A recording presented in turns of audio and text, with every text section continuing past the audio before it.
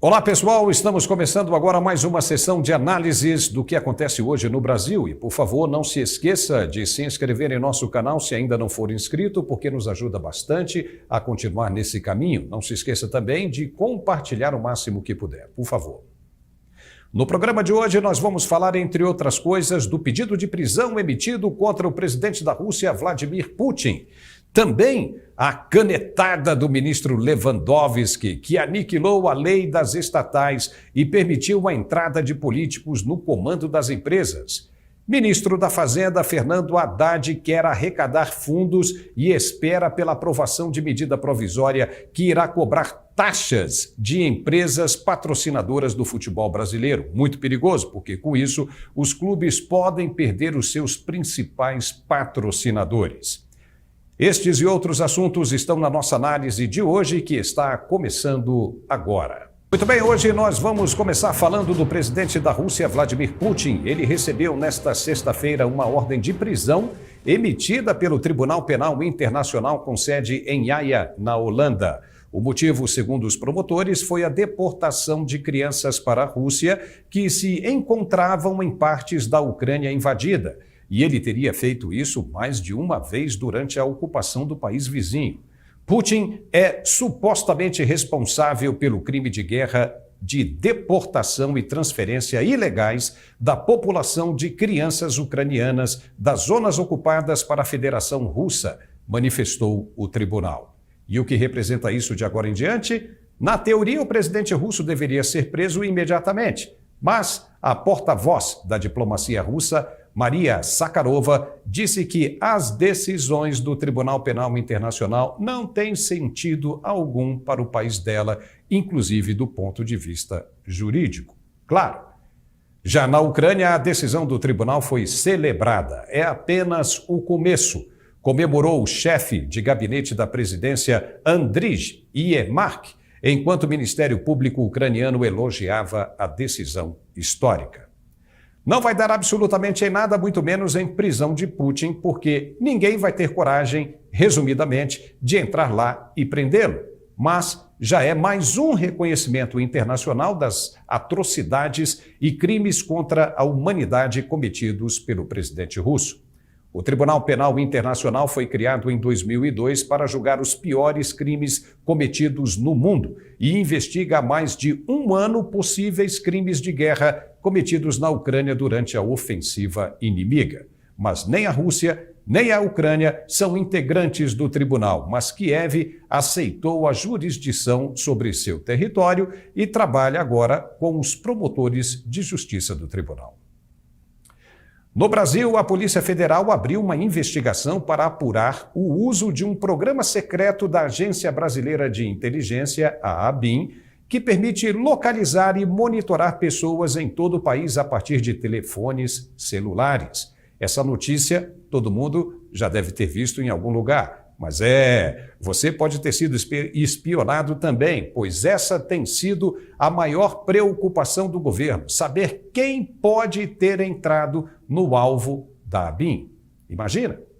Muitas coisas foram feitas e ditas ao telefone por pessoas que planejavam alçar voo de cruzeiro rumo ao poder a partir de 2023. O que a ABIN tem em seus arquivos pode ser comprometedor. É isso que o governo quer saber agora. Quem e qual conteúdo está de posse da agência? O pedido de investigação partiu do ministro da Justiça, Flávio Dino, e, de acordo com ele, o programa espião foi usado até 2021, sem nenhuma autorização judicial ou controle externo.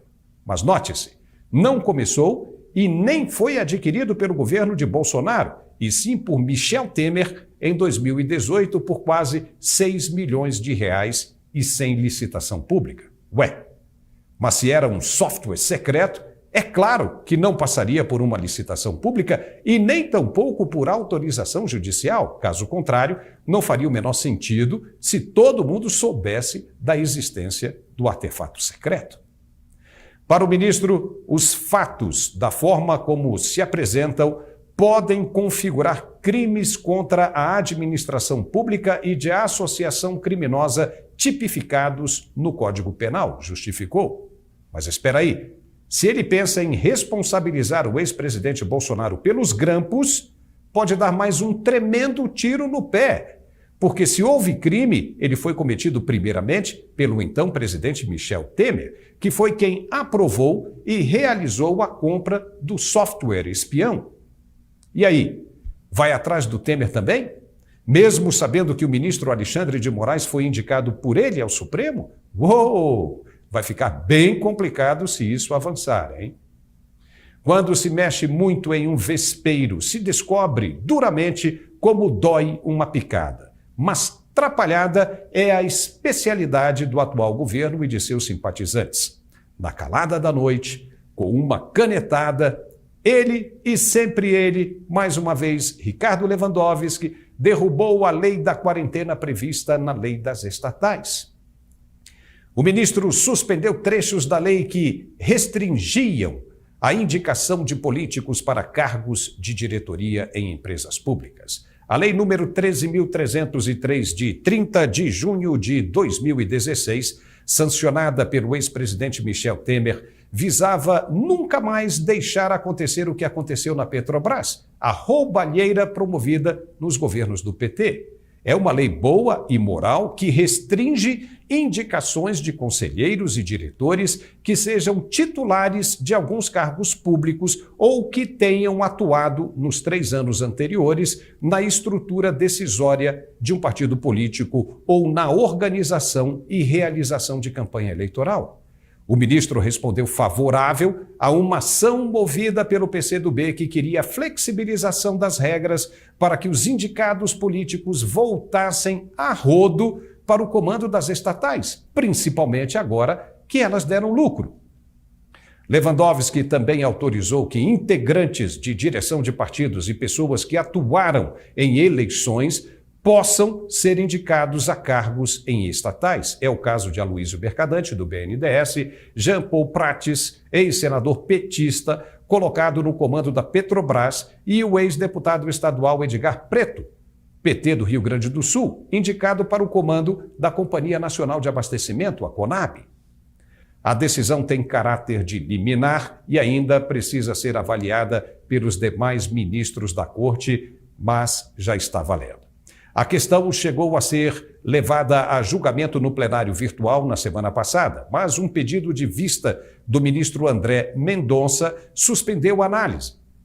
Por esta razão, Lewandowski decidiu conceder a liminar, suspendendo os efeitos da lei. Podia ter sido o contrário, né? Só que André Mendonça devolveu o pedido de vista e o assunto agora será discutido no plenário físico da Corte. Na decisão, Lewandowski argumentou que, abre aspas, as disposições questionadas nesta ação de controle concentrado de constitucionalidade, em que pesem as louváveis intenções do legislador, repita-se, cujo escopo foi o de evitar o suposto aparelhamento político das empresas estatais, bem assim o de imunizá-las contra influências espúrias, na verdade, acabaram por estabelecer discriminações desarrazoadas e desproporcionais. Fecha aspas. Como é que é? Discriminação? Ainda mais desproporcional? Contra quem? Os indicados políticos? Quem sabe? Então, sendo assim, qualquer lei que visa banir o crime está discriminando o criminoso. Oxi, é isso mesmo? É impressionante que quando se quer alguma coisa, se faz o que for preciso para justificá-la. Querem derrubar a lei para voltar com políticos, uma classe que comprovadamente foi a responsável pelos desvios de recursos públicos aos montes das estatais, como a própria Petrobras e o BNDES. E justamente no governo do partido que está de volta ao poder. E eles querem fazer a mesma coisa agora de novo? Isso foi a Lava Jato quem disse e provou, recuperando mais de 20 bilhões de reais em dinheiro roubado. Só que é o seguinte, a coisa ainda não está terminada. Vai haver a votação em plenário e se a decisão do ministro for derrubada, os ocupantes dos cargos hoje terão de deixar as funções. Enquanto isso, fica esse vácuo no meio do caminho. O ministro Lewandowski chegou ao Supremo Tribunal Federal indicado pelo presidente Lula em 2006. E nesta sexta-feira, a Operação Lava Jato completou 9 anos e o senador Sérgio Moro deixou claro, em entrevista ao site Poder 360, que é decepcionante ver o trabalho de uma equipe de procuradores criada para investigar irregularidades, sobretudo envolvendo a Petrobras, terminar como está. Evitando fazer maiores críticas, ele apontou como razão a reação política muito forte contra a Lava Jato. Veja. A luta contra a corrupção tem que ser perene. E, infelizmente, que para toda ação existe uma reação. Então, houve, de fato, uma reação política forte que acabou enfraquecendo esse combate à corrupção e hoje nós temos essa situação que é desanimadora de pessoas que foram condenadas já em liberdade e casos criminais que foram anulados, sentenças por formalismo, tecnicalidades. É realmente impressionante. Tudo que foi construído está se desmoronando rapidamente e o Brasil caminha a passos largos de volta à escuridão. Nesta sexta-feira, o ministro Fernando Haddad se encontrou com o presidente Lula no Palácio do Planalto para entregar a ele um estudo sobre o que será o novo teto de gastos. Em resumo, o governo tem dificuldades de manter o que está aí e quer gastar mais. Para gastar, precisa arrecadar. E veja de onde ele está pensando em tirar. Nas empresas de apostas que patrocinam clubes do futebol brasileiro. Isso mesmo.